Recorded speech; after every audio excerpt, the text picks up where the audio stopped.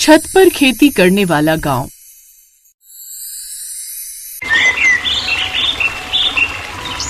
उत्तर प्रदेश का एक छोटा सा गांव था बेलापुर, जहां हर तरफ हरियाली ही हरियाली दिखाई देती थी। उस गांव की मिट्टी इतनी उपजाऊ थी कि वहां की फसलें दूर दूर तक मशहूर थीं। सुबह होते ही खेतों में किसान हल चलाते और कुछ दिन बाद ही हरे भरे खेतों में सब्जियों की खुशबू फैल जाती। टमाटर, भिंडी, बैंगन, मिर्च, लौकी, हर तरह की सब्जी यहाँ खूब होती थी। इसी वजह से शहरों से व्यापारी ट्रक लेकर आते और किसानों से सब्जियां खरीद कर ले जाते। सभी गांव वाले ये देखकर खूब खुश होते थे। ऐसे ही एक रोज, अरे भाई, इस बार तो हमारी भिंडी की फसल भी खूब हुई है, अच्छी कमाई होगी हमारी। हाँ भाई, शहर वाले व्यापारी तो कल ही बोले थे कि बेलापुर की सब्जियों का कोई जवाब नहीं। हाँ, वो तो होगा ही, आखिर हम लोग इतनी मेहनत भी करते हैं और ऊपर वाले की कृपा से हमारे यहाँ के खेतों की खेती भी कितनी लाजवाब है। तभी उनकी पत्नियां उन्हें आवाज देते हुए कहती हैं, अजी खाना बनकर तैयार है, आपकी गप्पे खत्म हो गई हो तो घर आकर खाना खा लीजिए। हाँ हाँ, आया सरोज। ऐसे ही एक एक कर बाकी की पत्नियां भी आवाज देने लगी। फिर सभी किसान खुशी खुशी अपने घर चले गए। लेकिन किस्मत को शायद कुछ और ही मंजूर था। कुछ ही दिनों बाद अचानक जैसे एक अजीब बीमारी उन फसलों में फैल गई। एक सुबह जब मनोहर अपने खेतों में गया तो वहाँ का नजारा देख हैरान ही रह गया। अरे ये क्या हो गया, मेरी सारी भिंडी की फसल सूख गई। हे भगवान, मैं तो बर्बाद हो गया, कुछ नहीं बचा अब मेरा।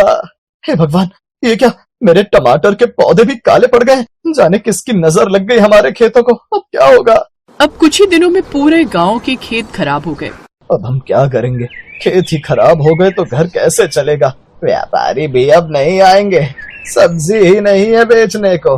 अब हम खुद क्या खाएंगे और अपने परिवार को क्या ही खिलाएंगे। अब गांव के हर घर में यही चिंता थी, क्योंकि उस गांव में हर इंसान बस खेती करना ही जानता था, क्योंकि सबके पूर्वज यही काम करते थे।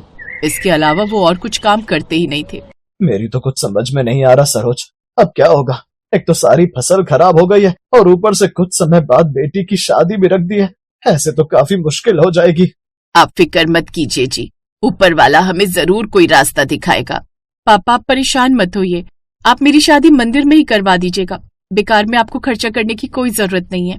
ये तो कैसी बातें करती है बिटिया, तू हमारी इकलौती बिटिया है तो हम तेरी शादी ऐसे कैसे होने देंगे। ऊपर से लड़के वालों ने हमसे दहेज की मांग नहीं की, ये उनकी खूबी है। लेकिन बारातियों का स्वागत ही तो अच्छे से करने के लिए कहा है। अगर हम वो भी नहीं कर पाए तो क्या ही इज्जत रह जाएगी हमारी।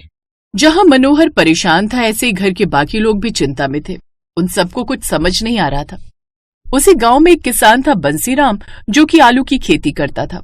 उसके यहाँ का भी यही हाल था, लेकिन उसे एक सुकून था कि कम से कम उसका बेटा शिवम शहर में रहकर नौकरी करता था, जो कुछ पैसे उन्हें हर महीने भेज दिया करता था। शिवम के साथ ही शहर में एक लड़की उसकी कंपनी में काम करती थी, जिसका नाम था नेहा। वो दोनों एक दूसरे को प्यार करते थे और शिवम उससे शादी कर अपने गांव ले आया। नेहा शहर में पली बढ़ी थी और पढ़ी लिखी भी थी। गांव के लोग शहरी बहू को देखकर बातें बनाने लगे, क्योंकि अभी तक उस गांव में कोई शहरी बहू नहीं आई थी। अरे, उस विमला का बेटा तो कोई शहरी बहू उठाकर ले आया। लो, फिर तो हो गया बेड़ा गड़क। एक तो वैसे ही वो उनका इकलौता लड़का है और ऊपर से वो शहर की बहू उठाकर ले आया। अब तो ना जाने क्या ही हाल होगा उनके घर का। अरे हाल क्या होगा, शहरी तितली है, पढ़ी लिखी होगी, 4 दिन में उनके बेटे को लेकर फुर्र हो जाएगी और फिर बूढ़े बुढ़िया अकेले रह जाएंगे और क्या। शहर से आई लड़की को देखकर वो सब बिना सोचे समझे बातें बनाने लगे, लेकिन वो ये नहीं जानते थे कि जिनके बारे में वो ये सब कह रहे असल में वो बिल्कुल वैसी नहीं थी। अब कुछ दिन तक नेहा उसी गांव में रही, लेकिन धीरे धीरे उसने ये महसूस किया कि उनके घर के साथ साथ बाकी गांव के लोग भी उदास हैं। फिर एक रोज उसने अपनी सास से पूछा, माँ जी एक बात बताइए, गांव में सब लोग इतने परेशान क्यों हैं? फिर सास ने आह भरते हुए कहा, क्या बताऊं बहू, पूरे गांव के खेत खराब हो गए हैं। अब लोगों के पास कमाने का कोई सहारा नहीं बचा। हमारे पास तो एक सहारा हमारा बेटा भी है, जो शहर में नौकरी करता है, लेकिन बाकी सब गांव वाले तो बस उस खेती पर ही निर्भर हैं। अपनी बची खुची कमाई से ही जैसे तैसे वो सब घर खर्च चला रहे। ना जाने कौन सा कीड़ा लग गया उन सबके खेतों में। जितनी बार भी उन खेतों में फसल करो वो खराब ही हो जाती है। नेहा को ये सुनकर बड़ा दुख हुआ। अब उसने सोचा कि कुछ न कुछ ऐसा करना पड़ेगा जिससे गांव वालों की मदद हो। इसके बाद अगले दिन नेहा छत पर कपड़े सुखाने गई। वहां से उसने पूरे गांव की छतें देखी। हर घर की छत बड़ी बड़ी और खाली थी। उसी समय उसके दिमाग में एक विचार आया, कमाल है, यहाँ सबकी छतें इतनी बड़ी बड़ी हैं, ये लोग इसका इस्तेमाल क्यों नहीं करते। फिर वो जल्दी से नीचे आई और इस बारे में अपनी सास से बात करने लगी। माँ जी, अगर खेत खराब हो गए तो क्या हम छत पर सब्जियां नहीं उगा सकते? छत पर खेती? अरे बहू, ये कैसी बात कर रही हो? फिर शाम को जब बंशीराम और गांव के कुछ लोग घर आए तो नेहा ने वही बात दोहराई। बाबूजी, अगर हम छत पर मिट्टी भरकर खाद देकर सब्जियां उगाएं तो क्या पता छत पर की गई खेती अच्छी हो जाए। ये तुम कैसी बातें कर रही हो बहू? ये तुम्हारे शहर के फ्लैट की बालकनी नहीं है जहाँ 2-4 गमले टांग कर तुम उसमें धनिया उगा लो तो खुद को बड़ा होशियार समझने लगो। फिर ये बात सुनकर नेहा चुप हो गई, लेकिन उसने हार नहीं मानी। फिर अगले दिन नेहा ने अपने घर की छत पर जाकर मिट्टी भरी और बीज बो दिए। बहू, तुझे क्या लगता है इससे सच में कुछ होगा? माँ जी, कोशिश करने में क्या जाता है। ठीक है, जैसा तुझे ठीक लगे वैसा कर।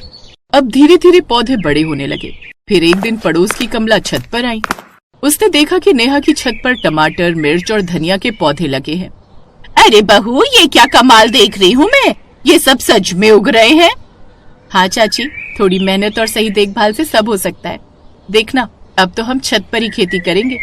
ये देखकर वो बड़ी खुश हुई। फिर धीरे धीरे पूरे गांव में खबर फैल गई कि विमला की शहरी बहू ने तो छत पर ही खेती कर डाली। लोग अब नेहा की छत देखने आने लगे। अरे, ये तो सच में खेती हो रही है। हाँ, अगर हम भी ऐसा करें तो शायद कुछ फायदा हो जाए। अब उसकी देखम देखी कुछ ही दिनों में गांव के लोगों ने भी अपनी छतों पर खेती करना शुरू कर दिया और नेहा से छत पर खेती करने की सीख लेने लगी। हाँ काका, रोज थोड़ा पानी दो और इनकी अच्छे से देखभाल करो। अब धीरे धीरे गांव के हर घर की छत पर हरी भरी सब्जियां उगने लगी। फिर एक दिन शहर के व्यापारी फिर गांव आए। उन्होंने देखा कि खेत तो खाली है, लेकिन हर घर की छत पर सब्जियां लटक रही हैं। अरे, ये कैसी खेती है? ये हमारी नई बहू का आइडिया है। वाह, बड़ी समझदार है आपकी बहू। अब उन व्यापारियों ने उनसे खूब सारी सब्जियां खरीद ली। अब गांव वालों की फिर से कमाई होने लगी। पहले जो लोग उस शहरी बहू की बुराइयां करते थे, अब वो उसकी तारीफ करने लगे। आज अगर हमारा गांव फिर से संभला है तो उस शहरी बहू की वजह से। हमने बेकार में ही उसे कितना भला बुरा कहा। चलो, अभी नई बहू के घर चलकर उसे धन्यवाद देते हैं। बहू, पहले हमने तुम्हें बेवकूफ समझा था, लेकिन आज तुमने पूरे गांव की किस्मत बदल दी। मैंने कुछ खास नहीं किया, बस मिलकर मेहनत की है काका। हाँ बहू रानी, अब हमारी छतें ही हमारा खेत बन गई हैं, हमारा रोजगार बन गई है। सभी ने नई बहू को खूब सारा धन्यवाद दिया, साथ ही उसकी खूब तारीफ भी की। और उस दिन से बेलापुर गांव सिर्फ खेतों की खेती के लिए ही नहीं, बल्कि छत वाली खेती के लिए भी मशहूर हो गया। कुछ समय बाद मनोहर काका की बेटी की शादी का दिन भी आ गया। मनोहर की छत पर खेती करके अच्छी खासी कमाई हो गई थी। उसने अच्छे से बारातियों के खाने पीने का इंतजाम किया। सभी बारातियों ने उनकी खूब तारीफ भी की। किसी ने सच ही कहा है, परिवर्तन ही संसार का नियम है और कभी कभी नया विचार ही सबसे बड़ी उम्मीद बन जाता है।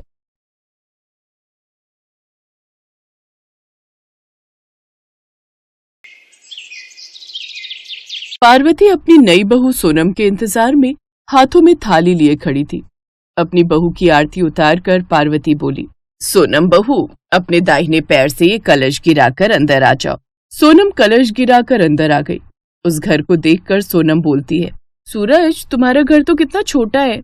अरे ये क्या, आते ही अपने पति का नाम लेने लगी। हमारे यहाँ पति का नाम नहीं लेते। अच्छा, तो आप बाबूजी को कैसे बुलाती थी?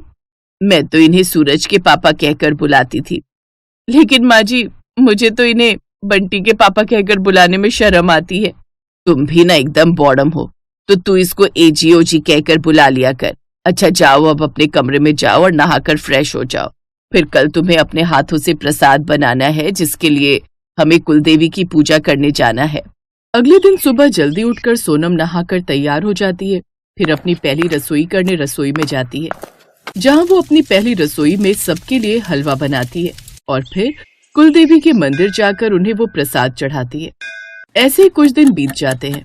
कुछ दिन बाद सोनम को अपने ससुराल के हालातों के बारे में पता चल जाता है। एक रोज, सुनिए जी, घर में सभी सब्जियां खत्म हो गई हैं, मुझे कुछ पैसे दे दीजिए। अगर नहीं दिए ना तो शाम को बनाने के लिए घर में कुछ भी नहीं होगा और हमें नमक या अचार के साथ रोटी खानी पड़ेगी। मैं खाने को कहाँ से लाऊं? अभी तो मालिक ने तनख्वाह भी नहीं दी। अच्छा, अब मैं चलता हूँ, काम पर जाने के लिए देर हो जाएगी। सूरज एक फैक्ट्री में गार्ड की नौकरी करता था। उसकी तनख्वाह बहुत कम थी और खाने वाले पूरे 5 जन। हे राम, 50 रुपए किलो बैंगन? नहीं नहीं, इतने महंगे नहीं चाहिए। अच्छा, ये आलू कैसे दिए? आलू भी पूरे 60 रुपए किलो। सब कुछ इतना महंगा है, इतनी महंगी महंगी सब्जियां खरीदूंगी तो आटा चावल कैसे आएगा? तभी सोनम के कानों में 10 रुपए अचार की आवाज पड़ती है। 10 रुपए अचार? ऐसा करती हूँ, आज यही ले चलती हूँ, कम से कम सस्ता तो है। उस रोज वो अचार लेकर ही घर आ जाती है और उसी से सबको रोटी परोसती है। लेकिन अब अगले कुछ दिनों तक भी वो वही सब उनको परोसती रहती है। अरे बहू, रोज ये अचार रोटी खाकर ऊब चुके हैं, घर में सब्जी नहीं बन सकती क्या? आप तो जानती हैं माँ जी, इनकी कमाई कितनी सी है और बाजार में सब्जियों के दाम कितने ज्यादा। भाभी ठीक कह रही है, अब जो भी बनाए खा लो। मुझसे तो नहीं खाया जाएगा बिना सब्जी के खाना। बंटी, ओ बंटी, जरा इधर तो आना। जा पड़ोस वाली कमला को बोल इस कटोरी में जरा सब्जी दे दे। 8 साल का बंटी कटोरा उठाकर सब्जी लेने पड़ोस की कमला काकी के घर चला जाता है। हाँ बोलो बंटी, ये कटोरी लेकर क्यों आए हैं? वो दादी ने थोड़ी सब्जी मंगवाई है। कमला मन ही मन सोचती है, आज अगर इसे सब्जी दे दी तो कल ये फिर कटोरी उठाकर सब्जी मांगने चला आएगा। एक काम करती हूँ, जो कल की बासी सब्जी रखी है वही दे देती हूँ। कमला बंटी को बासी सब्जी दे देती है, जिससे अब सोनम की सास पार्वती वो खा लेती है। शाम को वो बाजार जाकर 10 रुपए की थोड़ी सी सब्जी ले आती है, लेकिन उसमें सिर्फ आधी कटोरी सब्जी बन पाती, जिसमें केवल उसकी सास के लिए हो पाती। फिर एक रोज रोज जो सब्जियां बाजार से लाना तो हो नहीं पाएगा। मेरा मायका गांव में है, वहां पर खेत होने से कितना लाभ होता है। कम से कम हम अपने खेत में या आंगन में क्यारी लगाकर उसमें सब्जियां तो उगा सकते थे, लेकिन यहाँ तो इतनी भी जगह नहीं है कि हम ये कर सकें। शहरों में तो छोटी छोटी गलियां होती हैं जहाँ सब्जियां भी नहीं उगा सकते। खैर, अब कर भी क्या सकते हैं। इसके बाद सोनम घर के कामकाज में जुट जाती है, लेकिन अभी भी उसके दिमाग में यही सब चल रहा था। फिर शाम को छत पर से कपड़े उठाने गई, तभी अपनी लंबी चौड़ी खाली छत देखकर वो सोचने लगी, मैं भी कितनी बुद्धू हूँ, मेरे पास इतनी लंबी चौड़ी छत है, क्यों ना मैं इसी में सब्जियां उगाऊं। हाँ, थोड़ी मेहनत लगेगी। अब सोनम के मन में उत्साह आने लगता है। वो उसी दिन से छत पर मिट्टी डालकर उसमें खाद डालकर सब्जियां उगाने का काम करती है और उनकी देखभाल में कोई कमी नहीं आने देती। कुछ ही दिन में सब्जियां अच्छे से उगकर तैयार हो जाती हैं। ये देख सोनम बड़ी खुश होती है। माँ, सब्जी तो बहुत अच्छी बनी है, खट्टी मीठी। बिल्कुल ठीक कहा, सच में इसका स्वाद बड़ा अच्छा है। अरे, अपनी खेती की सब्जियों की बात ही अलग है। ये तो हमारी बहू की मेहनत है जो उसने शहर में छत पर भी इतनी अच्छी सब्जियों की खेती कर ली। बहू, तू तो मुझे एक कटोरी और दे दे, मुझे तो बड़ा ही मजा आ रहा है। ऐसा लग रहा है अपने गांव की खेतों की सब्जियां खा रहे हैं। नहीं तो गांव से शहर की मंडी तक आते आते सब्जियां आधी तो वैसे ही बासी हो जाती हैं, जिसमें कोई स्वाद ही नहीं होता, ऊपर से इतनी महंगी। अब तो हम रोज ही ताजी ताजी सब्जी खाएंगे और इसके दाम भी नहीं देने पड़ेंगे। सोनम को भी अब छत पर बने उस खेत से प्यार हो गया। अब वो खाली समय मिलते ही उसकी देखभाल में लग जाती। फिर एक रोज, तुम सच में बड़ी मेहनती हो सोनम। आज तुम्हारे कारण हमारी सब्जियों के पैसे बच जाते हैं और हमें इतनी ताजी सब्जी भी खाने को मिल जाती है। तभी वहाँ कमला भी आ जाती है। बहू, आज मेरे घर में सब्जी खत्म हो गई और बाजार अब इतनी धूप में कौन जाए। तू अभी के लिए अपने छत वाले खेत से मुझे कोई सब्जी तोड़ कर दे दे, जैसी तूने उस दिन दी थी ना मुझे बासी सब्जी। ऐसे ही बहू कोई सड़ी गली सब्जी है तो वो इस मुई कमला को लेकर आ। सत्यानाश जय तेरा, उस रोज उल्टियां कर करके मेरा बुरा हाल हो गया था। अब मुझे माफ भी कर दो पार्वती, हो गई गलती मुझसे। अच्छा कोई बात नहीं काकी, आप बैठिए, मैं आपके लिए छत से बैंगन लेकर आती हूँ। सोनम छत से बैंगन तोड़कर उसे लाकर दे देती है और वो अगले दिन फिर सोनम के घर आ जाती है। सोनम बहू, इतनी अच्छी सब्जी तो मैंने शहर में खाई ही नहीं, कितनी ताजी और स्वादिष्ट।